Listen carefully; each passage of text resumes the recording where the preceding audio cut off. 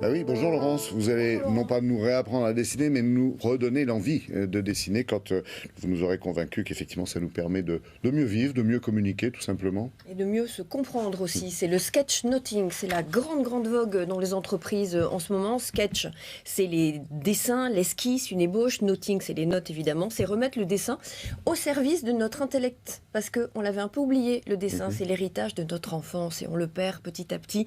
Plus on grandit, plus on laisse tomber les dessins. Et c'est dommage car l'association mentale des dessins et des mots, eh bien, c'est un double codage qui renforce notre mémorisation dans le cerveau. Pourquoi ? Parce qu'on récupère plus facilement une idée en voyant une image. C'est la force des symboles.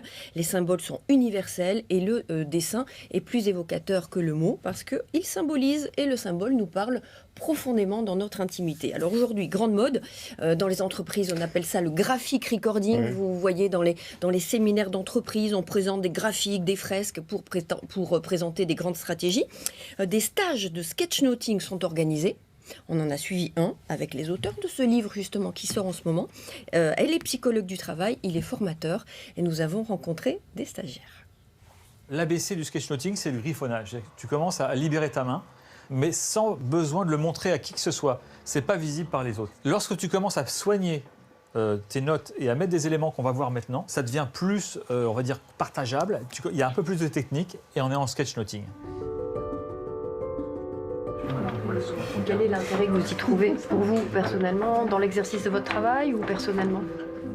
Personnellement, parce que ça correspond à une façon de penser. Ça me semble plus naturel en fait.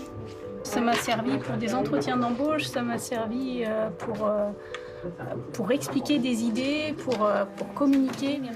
Team building, j'aurais fait ça moi. Tu sais, l'équipe très simple, je peux dessiner derrière. Là.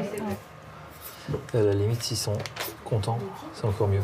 Le principe, c'est reprendre du plaisir à prendre des notes en s'appropriant l'information à sa manière, avec ses mots, ses images, ses couleurs, ses symboles.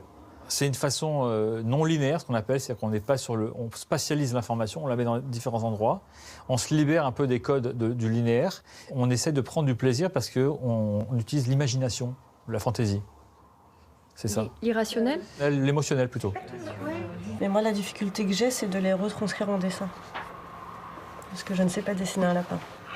Si vous savez faire un cercle, un carré, un trait, un point et peut-être une forme irrégulière, vous avez le geste graphique pour faire tout ce qui est nécessaire pour la pensée visuelle.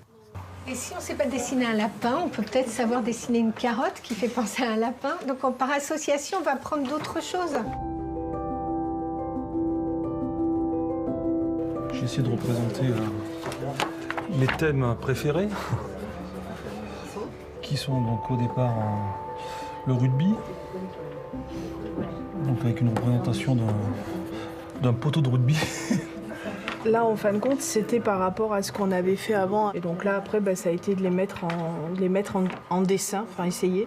Donc là, ça a été le cinéma, Noël, le soleil. Le poussin, c'est quoi ? C'est censé être le dodo de l'île Maurice. Pascal, quel est l'objectif de votre formation ici ? Donc il est professionnel, donc c'est par rapport à mon employeur, puisque je crée des formations. Moi je viens d'un milieu plutôt IT, et donc ça peut m'ouvrir donc à d'autres techniques pour mieux communiquer, pour mieux exprimer ses idées. Avec le sketchnoting, on fait ressortir l'information d'une façon plus agréable, donc c'est assez méditatif. L'autre chose, c'est que quand on ouvre comme ça un canal, qui est un canal assez créatif, on va avoir ce qu'on appelle le flow qui va descendre, qui est vraiment un flux de pensées, on se relâche, on a plus d'idées, on est beaucoup plus détendu, donc plus créatif et plus efficace. Vous êtes arrivé là en haut de la montagne ? Non, pas tout à fait. Prochaine étape.